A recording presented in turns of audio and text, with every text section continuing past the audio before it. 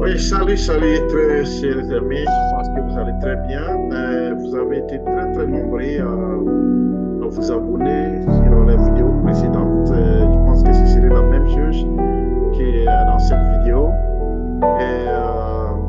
On traite des thématiques en nous appuyant sur des recherches quantitatives, c'est un peu scientifique aussi. Donc, ce soir, nous allons aborder une thématique qui est là qui concerne deux pays, le Mali et puis la Côte d'Ivoire. Donc, ces thématiques, avant de brocher ça, je vais d'abord vous saluer, vous dire merci. N'oubliez pas de vous abonner très massivement, puisque en vous abonnant, ça donne des avantages. L'avantage à ce que la vidéo arrive à destination et aussi permettre à vos amis de pouvoir regarder comment est-ce qu'on a fait cette étude comparative sur ces deux pays. Et deuxièmement aussi, notre position ici dans cette vidéo, c'est de faire seulement une comparaison quantitative et qualitative. C'est pas de dire quel est le pays qui pourra gagner la guerre. Nous sommes en train de faire une comparaison entre les armées de des puissances de l'Afrique de l'Ouest, la Côte d'Ivoire et puis le Mali, qui pourra vraiment intéresser des millions de personnes, puisque chacun il est attentif à ce qui se passe actuellement avec la détention des 49 militaires qui sont détenus au Mali et la situation de jour en jour, on entend des nouvelles choses telles que l'échec du premier tour des négociations diplomatiques avec les diplomates togolais. Et nous allons rentrer un peu en profondeur pour vous montrer d'abord l'effectif de ces armées-là et en plus de l'effectif des armées-là, quels sont les équipements, les appareils, quels sont ces appareils-là que ces pays-là ont et quels sont les facteurs qui peuvent être impliqués dans cette crise-là et qui pourra vraiment changer la donne si on arrive à l'échéance qui est la mauvaise échéance où les hommes de diplomatie n'ont pas été trouvés ou bien où les solutions diplomatiques n'ont pas été trouvées. Donc, on va aller tout rapidement. Je vais partager mon écran pour vous montrer certains facteurs et on va aller pas à pas. On va d'abord commencer par le Mali, qui est un pays sahélien qui se trouve en Afrique de l'Ouest, qui est membre de la CEDEAO et aussi de l'IMOA, qui sont des institutions ouest-africaines. Et le Mali est considéré comme un pays pauvre selon les indices des Nations Unies. Et bon, on ne va pas trop rentrer dans ce qui ne nous concerne pas, parce qu'on est concerné par l'étude militaire, l'étude quantitative militaire ici.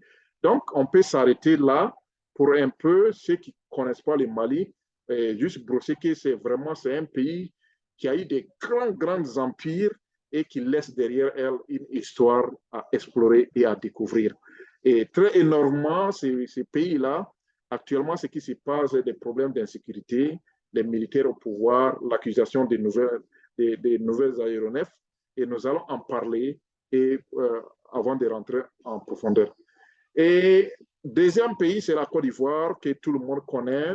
Sa capitale économique, je dis bien capitale économique, c'est Abidjan, mais la capitale administrative, c'est Yamoussoukro. Ce pays se trouve dans l'Afrique de l'Ouest. Ce pays semble être vraiment un pays émergent, mais selon l'indice des Nations Unies, ce pays est toujours considéré comme un pays pauvre de l'Afrique de l'Ouest. Donc, la Côte d'Ivoire, avec le nouveau système de pouvoir qui est Alassane Dramane Ouattara au pouvoir, il y a eu beaucoup de développement qui est fait en Côte d'Ivoire, beaucoup d'investissements où ils ont appelé des investisseurs étrangers qui sont venus aider à rebâtir les pays. Les pays semblent être très belles. Et actuellement, la Côte d'Ivoire a ses 49 militaires qui sont détenus au Mali sous les noms couverts de mercenariats. Et on va commencer d'abord maintenant sur cette étude comparative avec le Mali. Quels sont les équipements que le Mali a? Dans quelle année l'armée de l'air, par exemple? Puisque si on parle aussi des armées, il faut qu'on s'intéresse sur la force de l'espace. On ne va pas seulement se limiter sur la force terrestre. Puisque de nos jours, les guerres ne sont plus des guerres conventionnelles. Les guerres conventionnelles ont eu leurs limitations. Ça fait que les guerres qui, bon, au niveau de haute technologie, sur l'exploration de l'espace, ce sont ces guerres qui sont actuellement là. Donc, on va explorer qu'est-ce que le Mali a à nous offrir en termes d'aéronefs, en termes aussi peut-être des drones, en termes et système de gestion de son espace aérien.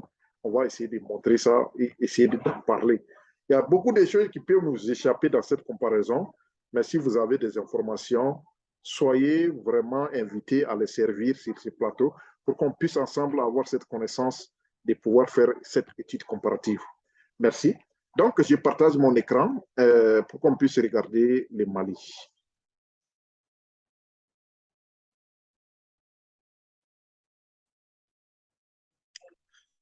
Voilà, nous sommes ici. Je suis là.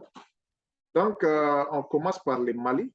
L'armée de l'air malien, cette armée a été fondée en 1961, soit le 6 février 1961, et dans la République du Mali, sa force aérienne effective de 6 000 personnes, 6 000 réguliers, j'ai dit bien 6 000, 6 000 réguliers qui sont actifs, avec une référence nécessaire pour ceux qui sont un peu curieux pour voir chercher ces informations. Les équipements, on a les Super Puma, les Tucono, les MiG-24, les Casa, les Charlie 295. Donc, mais ce n'est pas seulement tout, puisqu'on ne pouvait pas citer tout dans cette page.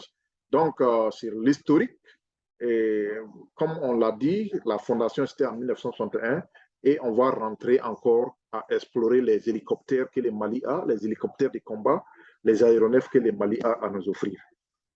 Voilà, en 2020, cette étude a été faite par les Wikipédia. Et quand on va vraiment préciser les sources, parce que nos auditeurs peut-être vont beaucoup s'intéresser aux sources. Là où on gagne nos informations, la crédibilité de ces informations-là, pour pouvoir en servir. Donc, les bases militaires aériennes au Mali, bon, ils ont dit 100, à Bamako, base aérienne 100. Bon, les nombres et les chiffres 100 ne veut pas dire qu'on a 100 bases aériennes. Non, c'est juste une dénomination et juste en termes de chiffres. Donc, la base aérienne 100 qui est à Bamako, la base aérienne 101 qui est à Sénou, la base aérienne 102 qui est à Sévaré, qui a été attaquée tout récemment, la base aérienne secondaire de Gao et de Thessalie en service, la base aérienne secondaire de Tombouctou. Donc, les trois derniers étaient occupés par l'armée française qui vient de les remettre à l'armée malienne. Cette année 2022, le Mali, en termes d'effectifs, en termes d'inventaire de ce qu'il a comme apparaît en service en 2020, donc elle a acquis les Tucano qui sont les modèles brésiliens, où comme vous pouvez voir ces hélicoptères en nombre de 3 en fonction, et 6 appareils commandés pour l'attaque des sols, donc 3, et puis bon, 2 qui sont en fonction parallèle. Donc, au total, 3 plus les 2, ça fait 5, et puis 1 en fonction ordinaire qui donne exactement les 6 appareils commandés en 15 juin 2015 et réceptionnés officiellement le 11 juillet 2018 sous immatriculation Tango Zulu 01 Charlie, Tango Zulu 04 Charlie, perdu dans un accident. Bon, il y a un qui a été perdu dans un accident qu'on vient de nous signaler ça. Donc, ceux qui ont été, bon, il y a un autre aussi qui a été écrasé le 7 avril 2020 à Sévaré lors de la phase d'approche tuant des pilotes. Ça, ce sont des modèles brésiliens. Donc, on va vous montrer la photo. Voilà la photo de ces aéronefs, les Super Tucano. Voilà. Donc, deuxièmement, il y a eu l'Union européenne qui a livré en 2017 un Airbus, mais on les appelle des Airbus Charlie 295. Voilà ces modèles-là. Ça, ce sont des gros porteurs, c'est des avions de transport militaire que le Mali a acquis avec l'Union européenne. Donc, un second doit être livré en 2021. Souvenez-vous, ces appareils avaient des histoires qui étaient derrière. Tout simplement, l'Union européenne ne voulait pas livrer ces appareils-là et on avait eu des problèmes judiciaires avec ces aéronefs. Les brasiers Beta Tango 67, États-Unis. Ça, c'est un avion de transport militaire aussi. Donc, le Mali a acquis. Et ça, c'était en 2013 avec le feu IBK. Donc, 3 qui ont été livrés en 1997 et 1 en 1998 par les États-Unis. Je vous dis bien les Charlie 447. Donc, on a les Yankee 12, qui a été une livraison chinoise. Et les Yankee 12, les voilà sur la photo. Et ce sont des bons appareils aussi. Et le Mali avait acquis les Yankee 12 Echo, et puis 2, dont un en fonction, livré en 2017 par la Chine. Les États-Unis ont encore livré les Cessna 208 Caravan.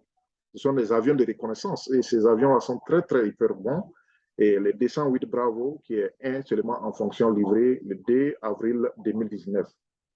Donc, qui était un don par l'Union européenne, mais bon, livré en 2019, mais de fabrication américaine. Donc, on a un Tetra français, ça, ce sont des avions simples, ultra légers, motorisés pour la reconnaissance. En termes, en nombre, on ne sait pas combien. On dirait que ça n'a pas été livré. Bon, selon d'autres informations, d'autres sources ont dit livré en 2012, lycée en 2013, immatriculé Tango Zulu 397, Tango Zulu 397, Tango Zulu 402, Tango Zulu 409, Tango Zulu 410, etc., 417, 418, tout ça avec dénomination Tango Zulu. On a la Maserati, la Marchetti italienne marque SF 260. Donc, ce sont des avions d'entraînement, les SF 260 Whisky, un modèle, juste un modèle en fonction, des appareils de seconde main offerts par la Libye, livré en 2011. Ça, c'était avec Kadhafi qui avait livré cet appareil-là au Mali. À l'occasion de la fête d'indépendance, listé en 2018, un appareil sera en service. Tango Zulu 412, CN-583. On a la Russie à livrer un hélicoptère aussi d'attaque, un hélicoptère très très puissant que beaucoup de pays aiment ces hélicoptères. Ce sont des MiG-24. Voilà ça en photo. Ce sont des hélicoptères très très puissants. Souvenez-vous, la Côte d'Ivoire a la MiG-25. Le Mali avait la MiG-24 qui était livrée quand? Et c'était livré en 2015 par la Russie sous la dénomination MiG-24 Delta Tango Zulu 406 qui s'est aussi écrasé près d'un village d'Oro Maudit, tuant au moins 5 occupants. On a un super piment de l'Union européenne, AS Alpha SAM 332, Union européenne hélicoptère de transport AS-33 Luma, donc 2 éléments en fonction, qui ont été livrés successivement en 2016 et en 2017. Donc, la Russie encore a donné les MiG-16 et 17 plutôt. Voilà ces modèles-là. C'est très joli. Ce sont des bons hélicoptères qui ont été livrés en 2021 par la Russie. Ça, quand vous remarquez les appareils qui ont été livrés par la Russie en 2021, c'était sous le régime militaire actuel. Voilà. Donc, après ces aéronefs, les anciens aéronefs, ça, ce que je viens de citer, ce sont des nouveaux aéronefs qui ont été livrés en 2020, soit bon, entre 2019 et 2020. Voilà les anciens aéronefs. On a 2 qui ont été livrés en France, par la France. Bon, ça, c'est pas des versions. Ce sont les MH1521. Voilà ces modèles-là, Broussard, qui a été livré par la France, en seconde main. Douglas Charlie 47 qui a été livré, c'est des Skytrain, qui sont des avions de transport militaire livrés par les Américains en 1961. Donc, 2 a été offert par la France en 1969. On a les Antonov An-2, qui est une Union soviétique. Souvenez-vous, le Mali avait eu beaucoup de relations avec l'Union soviétique. Et si vous regardez Union soviétique 1, Union soviétique 2, Union soviétique 3, 4, 5, 6, 7, 8, 9, 10, 11. Donc, de 11, 12, voilà. Donc, il y a 12 appareils qui ont, bon, pas 12 appareils, puisqu'il y a d'autres endroits, c'est 3, d'autres endroits, c'est 2, 2, 3, 1, 5, 4. Donc, au total, si on fait les calculs immédiatement, les 3 plus 2, ça fait 5, plus 2, 7, plus 3, ça fait 10, 11, 11 plus 5, ça fait 16, 16 plus 4, ça fait 20, 24, bon, ça fait 20, 20 plus 4, ça fait 24, plus 4, ça fait 28, plus les 2, donc immédiatement on tombe à 30, plus 12, ça fait 42. Donc au total, 12 plus encore 2, 42, plus 2, ça fait 44, plus Les 3, ça fait 47. Ça, et puis le dernier, plus les 2, ça fait 49. 47 plus les 2, ça fait bien les 49. Oh, plus encore 1, ça fait les 50. Donc, l'Union soviétique a livré au Mali, soit au total 50 aéronefs. Ce sont des avions de combat et d'entraînement. Inclut aussi des avions de transport, d'hélicoptères polyvalents, dont je vais vous montrer les photos. Voilà la première livraison ici. Ça, c'était en 1961. 2, en 1962, ancien URSS. Ça, c'est très joli, ça. Voilà les MiG-4. Ça, c'est vraiment les générations, les premières et deuxième génération. Fabriquées en quelle année? Fabriquées en quelle année? En 1950. Voilà l'autre modèle aussi. Voilà l'autre modèle, les MiG-15, qui sont les nouvelles versions de troisième génération. Ça, je sais que livré en 1967, ça c'est lors de, comment on l'appelle? Il y avait Amadou Toumani Touré. Voilà les Mikoyans, les MiG-17, qui sont des... Oui, les MiG-17, je pense... Oui, MiG-17 est de troisième génération aussi. Et la MiG-17 encore. La Yak 11, bon, je ne sais pas si ça c'est la deuxième génération. La Yak 18, seconde main.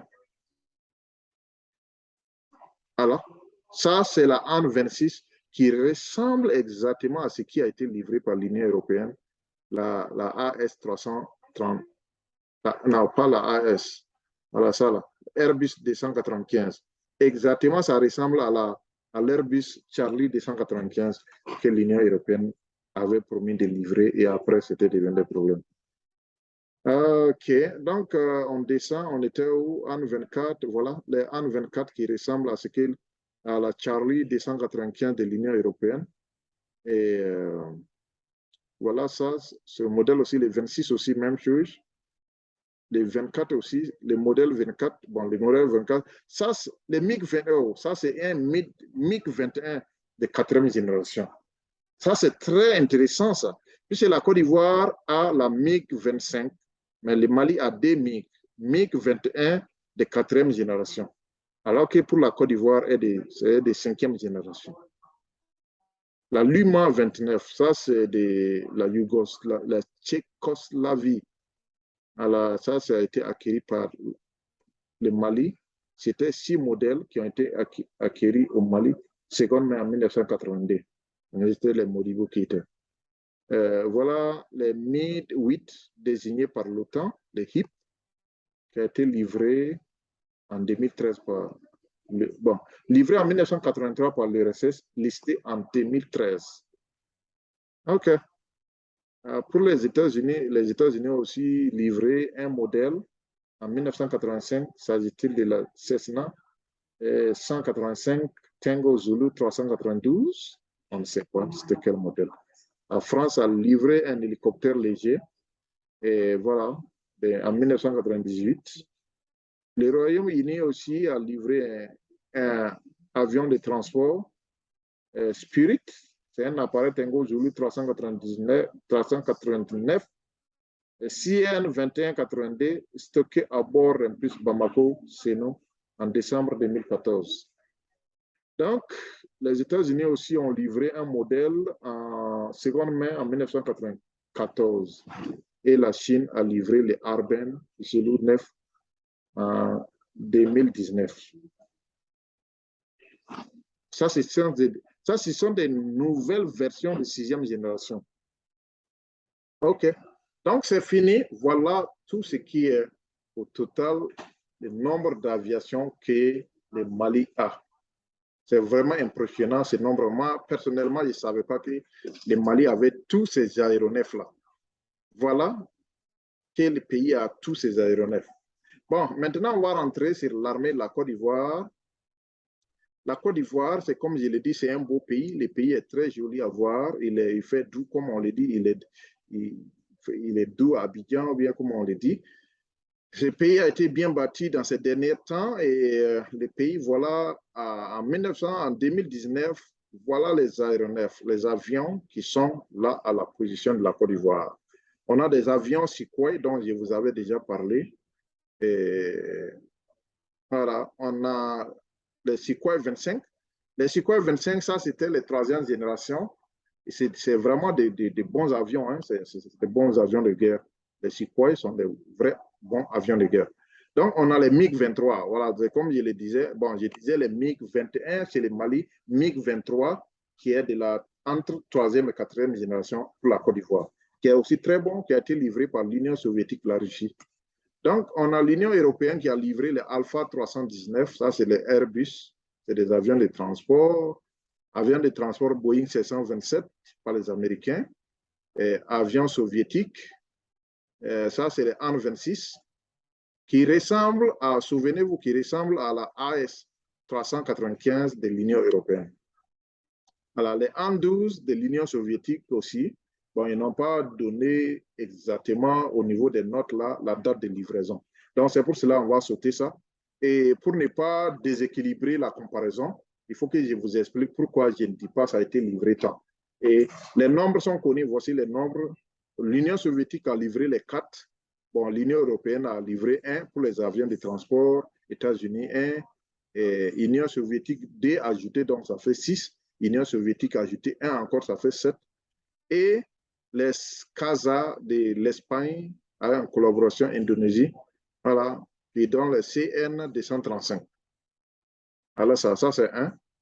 Donc on continue. Les hélicoptères maintenant, les MiG-24, Union soviétique encore, hélicoptères de transport et de combat. On a 6, un exemplaire accidenté le 18 mars 2020. Bon, ils ont mis ça dans ce paragraphe 3. Un modèle version italien Alpha Whisky 139, un hélicoptère de transport VIP. Donc, ce n'est pas des combats, hein, c'est des VIP. Donc, italien Eco Hotel 101 Merlin, hélicoptère de transport 3. Donc, si vous remarquez, il y a un petit problème, un petit souci, pas un problème. La Côte d'Ivoire a peu d'hélicoptères de combat. Vous voyez, ce sont des avions de transport, avions de transport, avions de transport, avions de transport de troupes. Ça peut être compris. Avions de transport de troupes, c'est bon. Ben, hélicoptères de transport et de combat, c'est 6. 6 seulement. Les restes, ce sont des hélicoptères de transport, hélicoptères de transport, hélicoptères de transport. Donc, 2 hélicoptères de transport français, la SA-330 Puma, et puis la SA-316 qui est l'Alouette, livrée par la France. Donc, 2 versions SA-316. 3 autres appareils en stock, fabriqués sous la licence roumaine. Donc, et puis c'est fini. Voilà au total l'aviation de la Côte d'Ivoire. Mais avant de finir cette comparaison, il faut remarquer que ces derniers temps, la Côte d'Ivoire a fait de nouvelles acquisitions, des appareils venant d'Israël et d'Israël, des hélicoptères venant, je pense que c'était 2 ou 3 hélicoptères venant d'Israël. La Côte d'Ivoire aussi a intégré des drones de technologie, des nouvelles technologies dans son armée, telles que les équipages nocturnes, les équipements nocturnes. Elle a aussi acquis d'autres appareils dans ce dernier temps, donc le nombre aussi est un peu considérable. Mais côté Mali, il y a quelque chose qui a fait vraiment une grande différence. Côté Mali, le Mali a acquis les systèmes de radar russes. Et ces systèmes-là permettent de contrôler son espace. Ces systèmes-là, très, très sophistiqués, c'est des systèmes de presque 5e, 6e génération, qui est très, très performant, très, très bon. Et même beaucoup de pays de l'Union européenne ont reconnu la performance de cet appareil-là. C'est un appareil entre 5e et 6e génération qui est très bon. Et aussi, sous Assimi Goïta, vous l'avez vu, il y a des avions qui sont venus. Ce sont des MiG. C'est à peu près 4 MiG qui sont venus sous Assimi Goïta. Et en dehors de ces 4 MiG-là, on vient de donner une bonne information. On dit il y a je pense, 6 autres appareils qui sont en train de venir. Donc, 2 MiG, 2 Sukhoi. Mais là où sera l'inquiétude, là, si et le Mali a pu acquérir des Sukhoi 35, ce serait des Sukhoi de 6e génération. À ce moment, automatiquement, elle balaie la thèse des Sukhoi 25 donnée par l'Union européenne et l'Union soviétique à la Côte d'Ivoire. Et les MiG aussi, les MiG 23. C'est-à-dire, si les nouvelles commandes du Mali sont des MiG de dernière génération et des Sukhoi de dernière génération, c'est que les deux positions de la Côte d'Ivoire qui sont en haut là sont totalement balayées. Ça fait que la Côte d'Ivoire peut-être sera en difficulté, mais c'est comme je l'ai dit, le domaine militaire est très complexe. On ne peut pas juger un pays à travers seulement, on ne peut pas dire que le pays va gagner la guerre à travers seulement ses équipements. C'est la performance des hommes. Donc, la Côte d'Ivoire a autre avantage que le Mali n'a pas, c'est la marine. La marine, puisque la Côte d'Ivoire vient de créer d'autres branches militaires, qui est la marine ivoirienne, qui est vraiment très, très aussi bon, et des forces spéciales. La dernière partie qu'on va rentrer, c'est aussi côté président. Côté ministre de la Défense, côté président, le Mali a un avantage net. Parce que le Mali a un président militaire qui est une force spéciale et à plusieurs de ses ministres, que ce soit au niveau ministre de la Défense, ministre adjoint de la Défense, ils sont tous des militaires. Donc, ils comprennent bien les jeux. C'est-à-dire, si c'est une guerre qui est livrée, c'est que vraiment le Mali a cet avantage. Comparativement à la Côte d'Ivoire, qui a un président civil, mais ce président joue un grand rôle dans le domaine des infrastructures, bâtir les infrastructures et aussi d'autres domaines. Alors que son ministre de la Défense, qui est son frère, qui est Tene Bourema Ouattara, il n'est pas militaire, c'est pas un militaire. Donc, ça dit, les jeux risquent d'être vraiment très, très durs. Ça dit, ce serait un combat vraiment très, très rude, un combat vraiment très, très, très, très, très puissant. Donc, on ne sait pas qui va gagner, on ne sait pas qui peut gagner cette guerre, on ne sait pas qui va attaquer qui. Mais pour finir, on va juste demander à ce que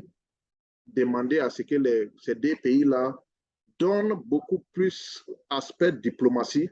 Ils laissent la diplomatie jouer un grand rôle au lieu de vouloir s'affronter.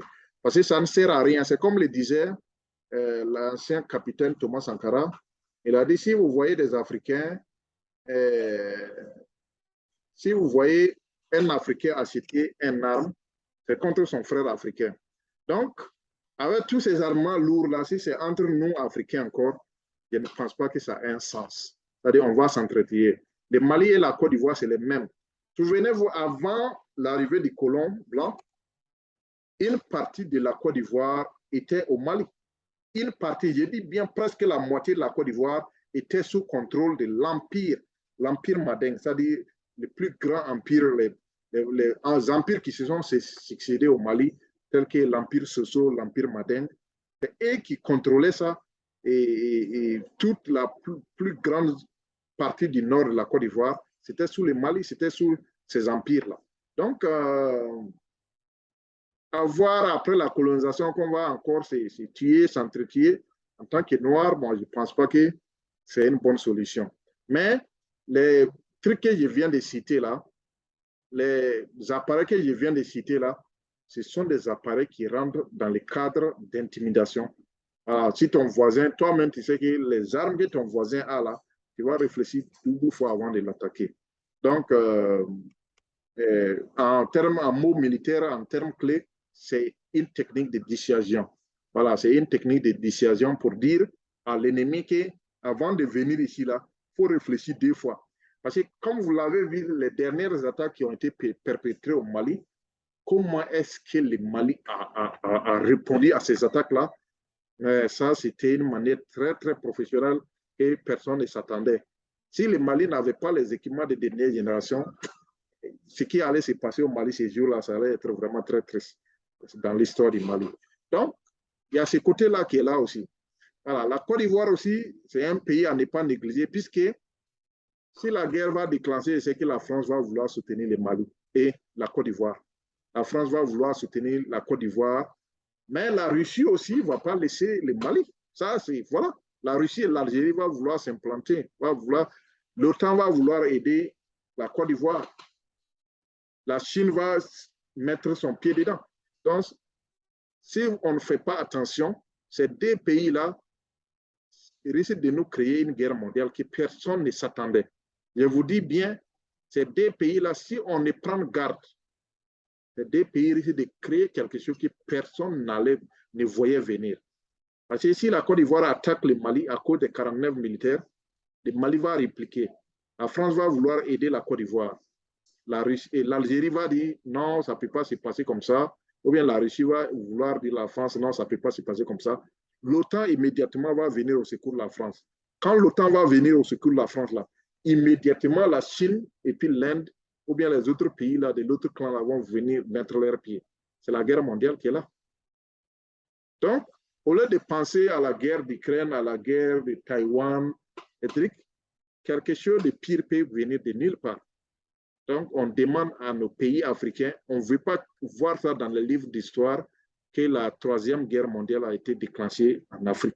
Ce serait l'une des plus pires hontes de toute l'humanité et une page sombre de l'histoire de l'Afrique. Il faut que les deux pays mettent de l'eau dans leur Yamakuji, comme Alassane Dramane l'avait dit, non qu'à mettre de l'eau dans leur vin pour vraiment apaiser la situation des 49 militaires qui sont là. J'avais donné une proposition très claire. Comment est-ce qu'il faut faire pour libérer les 49 militaires? C'est là dans l'autre vidéo. Voilà, prenez la peine d'aller lire ça. C'est une solution très simple à l'africaine où ils allaient seulement convoquer les sages pour venir vraiment laisser la diplomatie parler. La diplomatie africaine et parler et vraiment aider à décanter cette situation-là.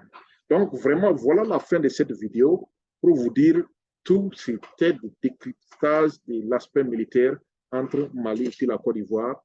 Mais si le Mali part attaquer la Côte d'Ivoire aussi, voilà, et il y aura aussi d'autres problèmes. Peut-être que bon, le Mali risque d'avoir chaud. Bon, c'est comme ça, c'est pour cela que je dis, ne sous-estimez pas l'ennemi.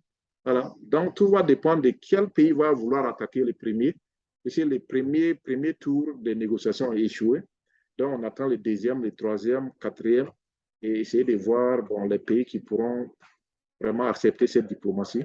Je pense que ça part dans l'intérêt de toute l'Afrique qu'on ait vraiment des pays de bon voisinage, des pays qui ne créent pas de conflits entre eux, des pays qui peuvent vivre et travailler pour vraiment œuvrer à l'épanouissement de leur population. Voilà, je pense que c'est tout. Et passez une bonne soirée ou bien une bonne journée. Et laissez des commentaires. Abonnez-vous massivement. Vous avez été très, très nombreux.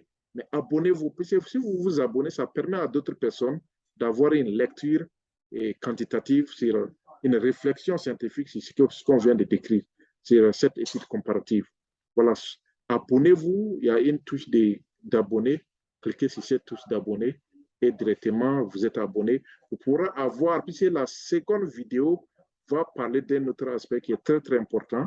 Peut-être qu'il pourra intéresser les dirigeants de ces deux pays-là pour pouvoir résoudre définitivement ces problèmes de 49 militaires. Mais si vous ne vous abonnez pas, vous êtes en train de laisser une chance au pire que personne ne veut dans notre sous-région. Voilà, abonnez-vous massivement, cliquez sur la touche d'abonner, faites des commentaires, partagez la vidéo. Merci beaucoup et bye bye.